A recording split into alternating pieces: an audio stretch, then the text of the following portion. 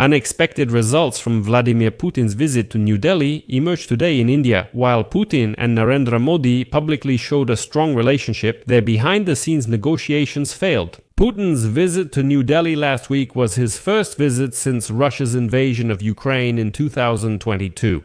Previously, bilateral summits were held annually, but until now, the Indian side had always found reasons to avoid them. However, this time, the Russian president was received with ostentatious friendliness and pomp. Prime Minister of India Narendra Modi met him near the plane, and both leaders immediately embraced.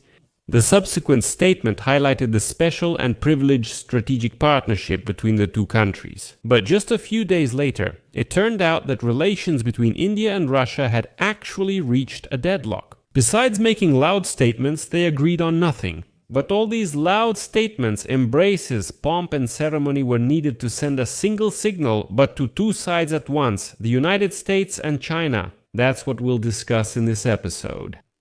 I'm Alexei Peachy, let's discuss this together. But before we start, I ask you to subscribe to this channel, like this video and write any detailed comment. Also, subscribe to my Telegram channel Peachy News, the link is in the description of this video. There, we publish breaking news as it comes in. If you want to support the work of this YouTube channel, you can do so with any donation using the links and details in the description of this video.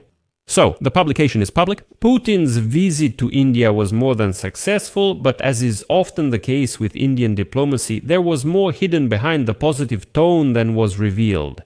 Despite all the demonstrative warmth, relations between India and Russia have reached a dead end. That's because, in reality, they don't have that much to offer each other, except perhaps as protection from other friends. Well, just look at the headlines and it becomes clear that the plans for economic integration and reaching a trade turnover of $100 billion a year, which Putin loudly announced, are not being realized. Well, those are just dreams. Read Bloomberg or the Financial Times and look at the figures, and it becomes clear that there can be no talk of a $100 billion annual trade turnover, because if India stops buying oil or even reduces these purchases, this trade turnover will simply collapse. And here I want to give you a quote from an insider article by Bloomberg.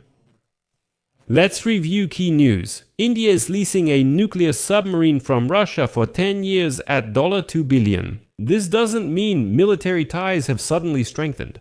The submarine will be used only for training the Navy, which will have it for just 10 years. The lease had been in development for years, but delays on the Russian side are now resolved. Rather, it serves as a reminder of why New Delhi is so negative about purchases from a country that was once its main arms supplier.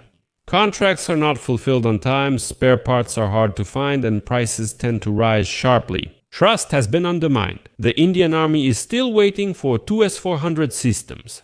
Back in 2018, it bought 5 of these air defense systems for $5.4 billion, but has received only 3. The Russian military-industrial complex is so overloaded that Indian planners are unsure when the rest of the air defense systems will arrive. Although the conflict with Pakistan this summer reminded them of the importance of a reliable air defense shield, and so Narendra Modi was demanding that Putin deliver the weapons for which the Russians had already taken money from the Indians. And that was back in 2018. And then when the Russians couldn't deliver the air defense systems, what did they do? They agreed to at least lease a submarine, saying, well, listen, that's all we can do. We can lease a submarine for 10 years. Let me remind you that India had already leased a previous submarine from the Russians, but they returned it early because that submarine started to sputter and creak and there was a high risk of a major accident. In 2021, the Indians asked for the wreck to be taken back, fearing something might happen to it. First of all, the lives of our sailors are important to us, and second, we don't want to take responsibility for this crap, sorry. Moreover, as Bloomberg writes, even issues like migration have become very serious. Moscow might even want to attract more qualified Indians to its country, but New Delhi is concerned about reports that young people are promised jobs but end up on the front lines in Ukraine.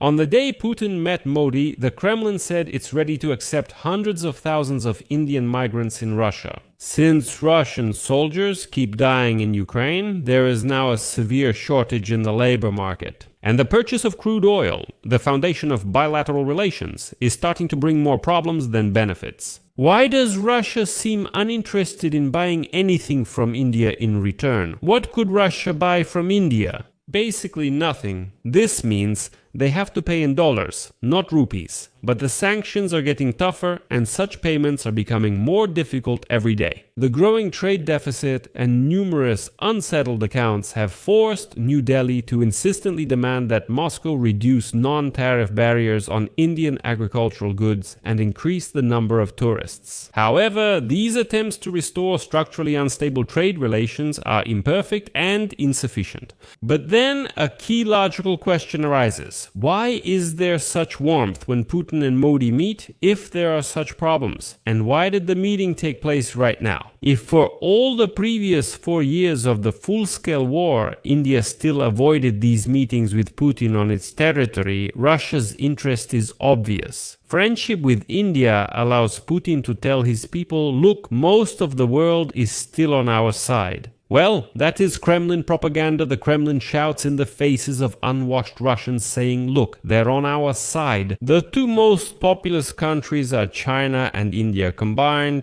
Well, really. It's an impressive number of people supposedly on dictator Putin's side, but what's even more important is that Putin has something to counter China with. Now the Kremlin is extremely dissatisfied with its subordinate role in this relationship, without restrictions as they called it, and believes that such visits are a signal that he is at the end.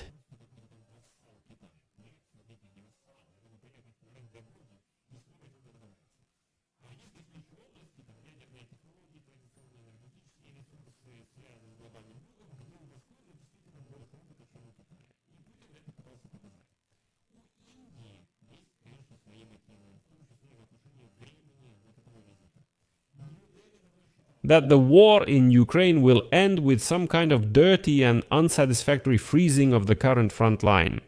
It seems that President Donald Trump of the United States will turn these expectations into reality, and therefore India should demonstrate continuity in these relations now before any deal in Washington changes Russia's global position. In addition, it is useful to remind Europe and the United States that they need to make more effort to keep New Delhi on their side in their orbit. Like, look, we can negotiate even with the bald dictator Putin, so you should think about how you treat us. India's main motive is usually clear and transparent. It was even recorded in writing in the international issues section of the joint statement following the summit, where, by the way, Gaza is mentioned, but Ukraine is not. So, according to Putin and Modi, both sides will strive for a multipolar world as well as a multipolar Asia.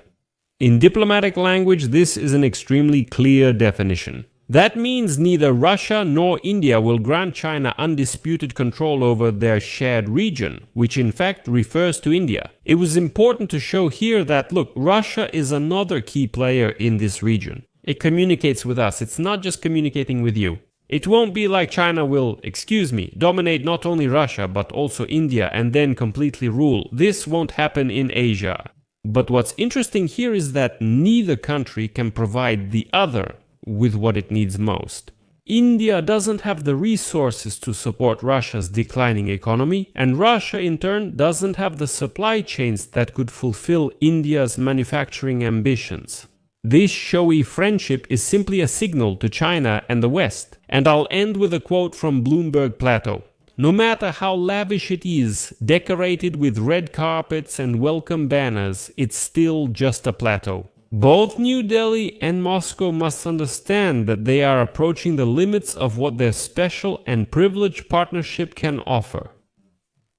I'll leave it at that. Share your opinions and conclusions in the comments below this episode, subscribe to the channel, and don't forget to like. And let me remind you, if you want to support the work of this YouTube channel, you can do so with any donation using the links and details in the description of this video. I would appreciate any support from you. That's all for now, take care of yourselves, goodbye everyone.